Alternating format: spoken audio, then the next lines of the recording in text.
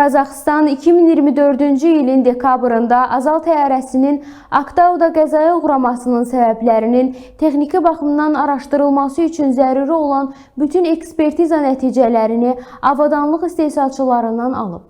Bu barədə jurnalistlərə Qazaxıstan Baş nazirinin müavini Kanat Bozumbayev bildirib. Onun sözlərinə görə Azərbaycanın da daxil olduğu beynəlxalq komissiyanın iştirakı ilə araşdırmanın yekunlaşdırılması davam edir.